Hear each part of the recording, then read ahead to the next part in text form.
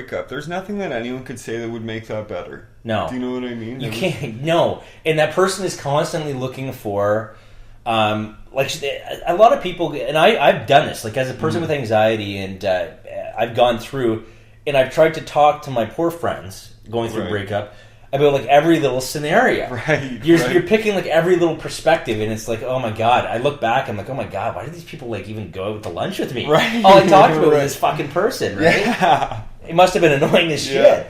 But it was the drug, right? And I didn't know how to stop the negative thinking and start working on this, because this is what's going to help you get through a relationship breakup. And I think, like, even, like, and that's just an example, right? That we have choices when we break up. We can take this stuff as lessons, almost. You know what I mean? We can take anything as lessons. We can take anything as lessons.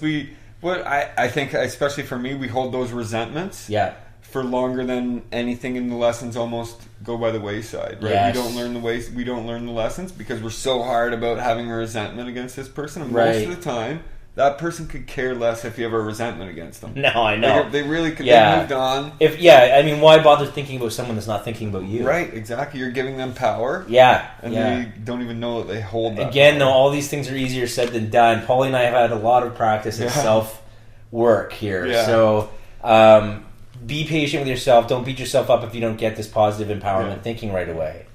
It is possible. I think that's the best. That's the best message, is that it is possible to be a positive thinker. Yeah, and that's like to empower yourself. To be an empowerment thinker. Yeah, sure. And most of the time, I don't know if it sounds like you were like this, but most of the time, people with anxiety and high stress levels walk around beating themselves up.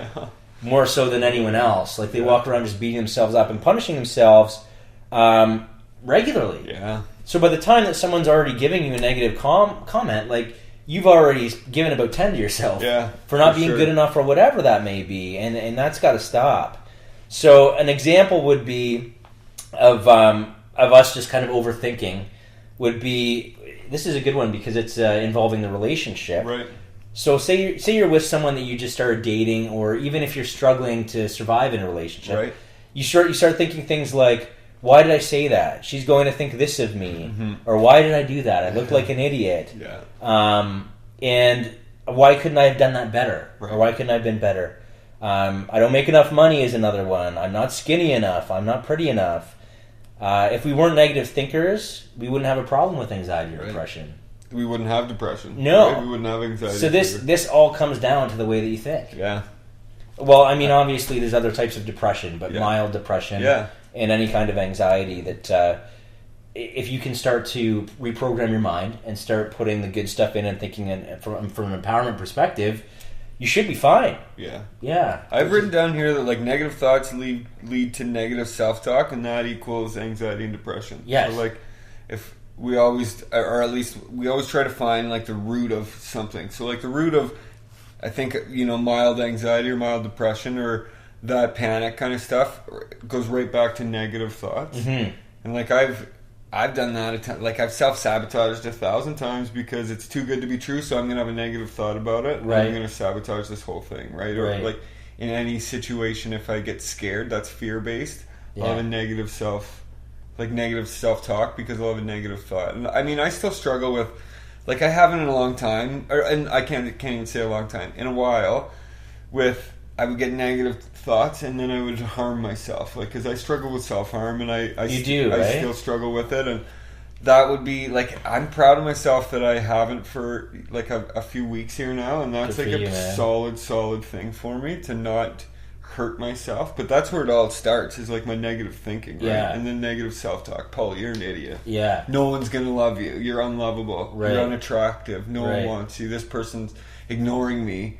Then it just builds up, and I need to release that somewhere, and I have an unhealthy way of releasing it, and that's self-harm, right? Really? And so I've worked other ways to try to release that. Yeah. Those thoughts. I walk a ton. Like, I walked here to not that I'm having a bad day. Right. It's just a beautiful day out, and I walked, like, I don't know how long it is, like 7K from my place to here. Well, we'll track it when I give you a lift home. We'll see. Yeah.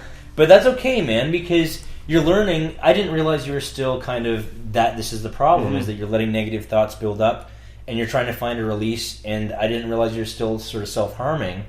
But maybe this is the point where you can the turning point where maybe you can stop it and sort of let it subside, and you don't need to get to that boiling over point. Right. That's what it is, right? It's like it's over and over and over and over again, and I get to a point that I don't want to reach out. I don't want to talk to anyone. I just do it, and then I'll like feel guilty, right? Because I've promised some people in my life that, hey, if I'm gonna do this, like, I'll call you or I'll text you. But I have gotten to this kind of thing that I'll call them afterwards, right? So they can't stop me, right? Like, because so you're determined. I'm so determined to do that, right? And I think that's something that happens over time. I used to do it daily, and now it's like once a month. Which I think is it's progress for me, and I'm proud of that. Like, you should be, right? You wouldn't think of a guy like me burning themselves, but I'm not the stereotypical self-harmer. And right. I don't think what is a stereotypical self-harmer. Right. Do you know I have no idea. You don't see. I've never slit my wrists, but like if you were to see my legs, I have scars all over my legs from burning myself, and that's from negative self-thinking or believing that the shit that I put in my head is real, right? Like that I'm worthless, that I'm useless, that I'm never going to be good for anyone, that no one's going to be good for me, that kind of stuff. And I just have to kind of let that stuff go and put a positive thing. The right person's going to find me, right? I'm a good person. I offer a lot of compassion. I'm genuine. I'm authentic, right? And I need to like change those and reframe that thinking into that I'm not a bad person. You're not a bad person. That I'm a good person. You are a good person. You do a lot of good things for the world. Yeah. Have you tried the relaxation tape when that stuff's happening? Not when that stuff's happening. Just like I can tell you that I haven't burnt myself since we started this program. Awesome, man. Like, that's fucking fantastic. Thing, right? Yeah. And I went through a tough week with losing someone, and I didn't immediately turn to that. So I mean, that's progress, and like absolutely, like they say in recovery, it's progress, not perfection. Good for you, dude. Well, that's good. Yeah, it feels good. Yeah, it certainly does feel good. I'm just keep going with it. It's a one day at a time thing. Self harm is, and any harm that way is a one day at a time thing. And I'm glad I'm in recovery for it, and I'm glad I have support for that. Good for you. I'm glad I'm learning about it. Yeah, well, you're being very self-aware in this process. So, and we hope that you guys are kind of learning to be self-aware as well. Mm-hmm. This whole thing starts with. A lot of people don't even know what a negative thought is, and we'll get into that in a minute. But what you want to do throughout the day, the way to kind of discover if you're a negative thinker or not, is to put yourself into observation mode. So we'll talk about this in a minute, but you're going to be observing your thoughts. You need to just kind of shine a magnifying glass on the way that you think and really make that a priority for the next little while. So as we said before, we wouldn't have a problem with anxiety or depression if it weren't for our negative thoughts. And this is what scares us. It's what depresses us, and it's what keeps us anxious and depressed, is these negative thoughts. It's our scary, depressing, self-defeating, negative self-talk that makes us anxious and actually creates and keeps us in depression. We overscold ourselves. Paulie just mentioned this story. So when we feel we've done something wrong, we're the first ones to beat ourselves up. No one else needs to do it. We do it all on our own. We're also not good at self-praise when we've done something right. You're getting better at that because you're saying. So you need to praise yourself for every little victory. Yeah. Even if you can catch yourself thinking a negative thought, if you don't know how to catch it at first, that's a victory. It's about these little victories and not giving so much attention to the negativity that you think about and giving more to the positive side.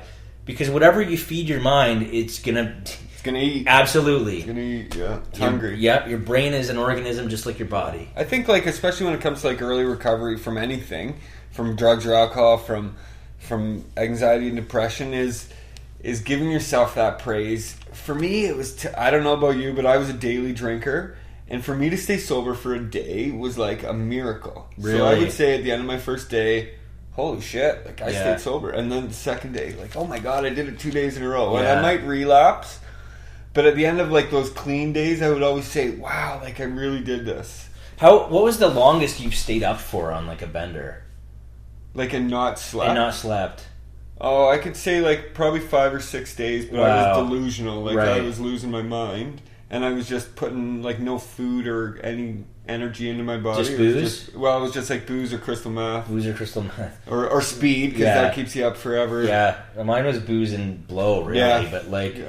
The most I think I ever did was 3 nights maybe, 2 nights, three nights. But mine was never. I was never a daily drinker. My drinking was like obviously, I know the root of the problem was anxiety. Yeah.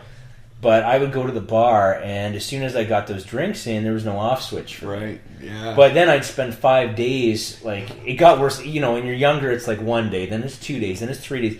So then it's 5 days of feeling like shit, and I was lucky if I left the house. Yeah. So, the amount of wasted days was not worth the... And I didn't even remember the fucking night, right? Or the nights. That's the worst, yeah. So, yeah, I think you and I are in a much better place. Yeah. But I mean, there's two different kinds. You were a daily drinker and an abuser. Yeah. And I was a weekend warrior, I'd like to say, right? So sometimes those weekends go from like Wednesday to Tuesday. Yeah. You know? Yeah. Sometimes it's they're long weekends. Right. Sometimes, yeah. You can go on a Wednesday night and then your weekend's already here. It started. Yeah. It's like, okay, well, that happened quickly. Yeah. So let's get back to the negative thinking, which is where a lot of this stuff obviously began. Yeah. So how do we recognize a negative thought? A lot of negative thinkers actually don't believe they're negative thinkers. Many times they actually describe themselves as positive people. And this is funny to me because I know a lot of people that are still kind of stuck in their negative mindset, and they will tell you that they're positive people. Mm-hmm. So they'll tell me they're a positive person, and then they'll proceed to complain about their employees or how life just isn't fair. And it's like, you just told me 5 minutes ago that you're a fucking positive person. And God bless these people. We're not here to pick on them. It's just, this is something that's common. People think that they're positive thinkers, and really, if you look underneath it all, there's a lot of negative thoughts going on. Any thought, so this is the negative thought.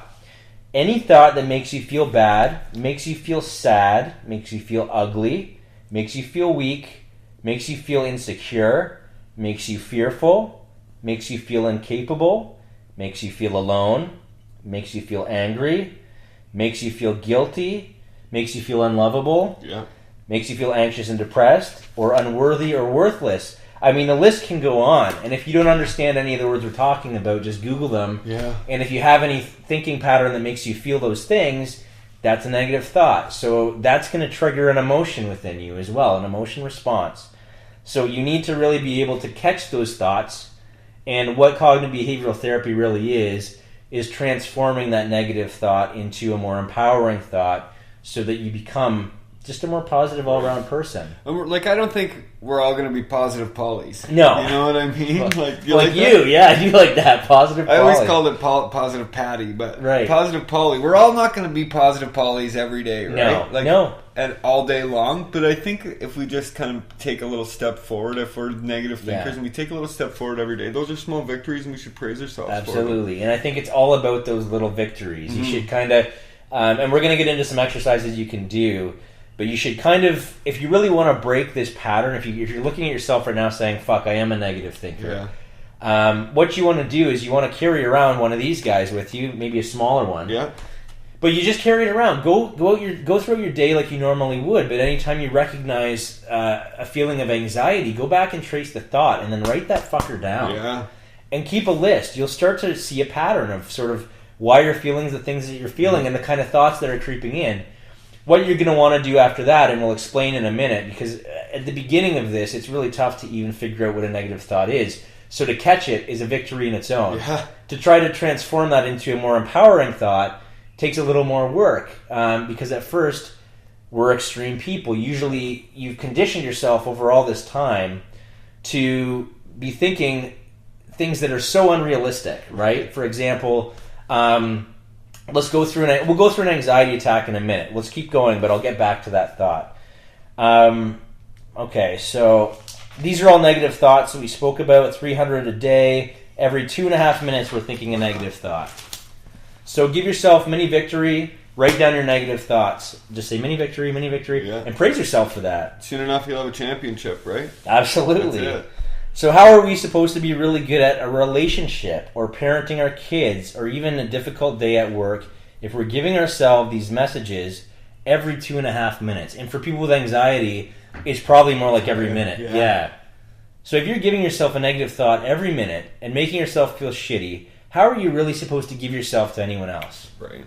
How can you? You're so self-consumed with these thoughts and feelings that you're going through. It would create a toxic relationship, right? Yeah. So how bad we feel, how anxious we feel, how angry we are, how depressed we are, and how